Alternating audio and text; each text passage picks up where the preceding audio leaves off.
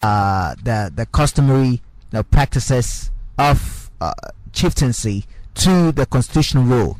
And more often than not, there are certain issues that government of the day is not supposed to get involved, because at the end of the day, the constitution it gives the chieftaincy institution the mandate to oversee or adjudicate on issues. And that is how come the regional, or the the National House of Chiefs do have judicial committee within to tackle issues of its importance.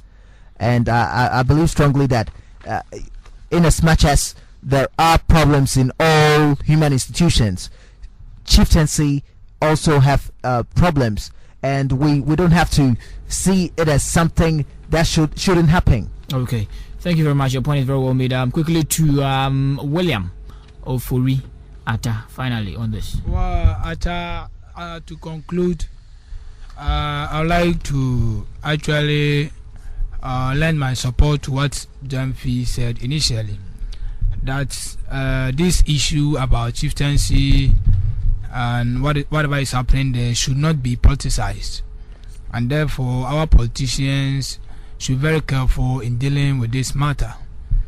Ghana is seen as one of the best countries in the world in terms of having peaceful atmosphere for governance.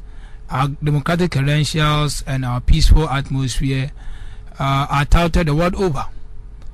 That's the more reason why we've seen some high-profile visits to Ghana, like Obama, Clinton, George Bush, and what have you. Former even UK Prime Minister Tony Blair was even here. You see, I think it is because of the peaceful atmosphere in Ghana that attracts some of these high-profile personalities to visit our shores.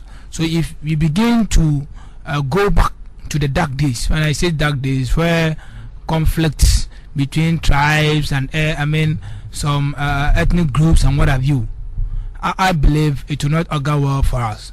So we are pleading with our chiefs. The youth of today need peace and security. I believe what is now hunting us today is not that of this tribal or ethnic conflict, but rather issues of ignorance and what have you.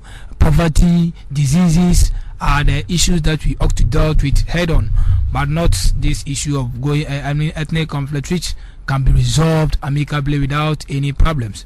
So I'm entreating our politicians as well as our chiefs that we need peace to develop Ghana, and therefore some of these issues must be handled carefully in order not to allow it to degenerate into a massive inferno. Okay. Quickly, Mr. Jamfi. If you followed the news today, you would notice that delegate published that some unscrupulous personnel have taken undue advantage of this incident and have started trooping to Techiman and these danger zones, trying to sell illegal arms there for people. For people to use to kill themselves. And I think that these attitudes of these unscrupulous people should be condemned. And again, I am talking to the youth, because in times like this, you see that the youth are being exploited for the selfish gains of some few people, some greedy politicians, or some few people who wouldn't allow their own children to involve themselves in things like that. So we should be wary of people like that. You see, Ghana is a model for Africa, and we cannot afford to make a mistake now. The international community is watching, and our colleagues in the sub-region are watching us to see how good we conduct ourselves and show that yes, we've come of age in terms of democracy, and such things like this which happen in other countries are not should or wouldn't be allowed to happen in our country. But after having said this, I think that it's important to caution or to advise some other chiefs who wouldn't conduct themselves in a respectable manner. Take for instance what the government chair somewhere last week said. In my view, and for the lack of a better word, I describe that to be outright irresponsibility.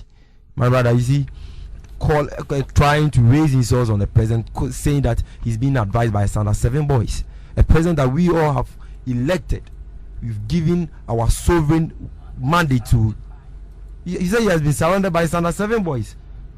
But if you check his utterances and you juxtapose it with his with what he was saying and what he was alleging to, you could see that he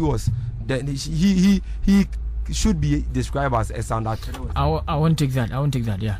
No. So Atta, what I'm saying is, we need not.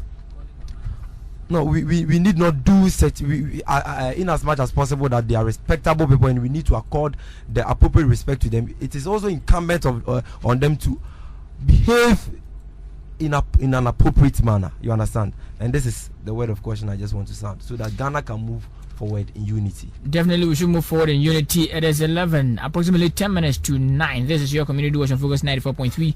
After receiving your text on 1406, you type F, leave a space, and follow with your message. Rashid the 12 in 2 minutes. I do agree with Sami so much that naturally all those who would fight, if it becomes critical that hey, all those who will fight, they'll be sponsored by one in quote crazy man somewhere who thinks he's rich and wouldn't advise his children. For all you know, all his children will be in schools like GIS, in USA, Canada studying, and then they would be here pumping money to Charlie, go and fight and all kind of stuff. So I think that the big men and the politicians should stay away from this. They should leave the issue and what is at stake to the National House of Chiefs to handle.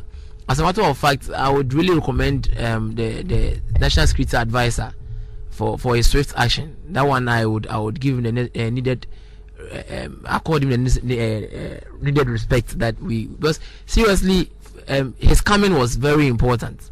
At least even if he didn't come to say anything at all, the mere fact that the whole security advisor to the presidency is in Ashanti region because of this, it's a plus. But nonetheless, the president or the RECSEC commander in the chairman in Brongenhafo could have done better, because he not. I wouldn't like to go into the case. At least let's leave it there for us not to incite people. I think the best thing is that we stay away from it as the youth, and let's leave it to the National House of Chiefs to handle.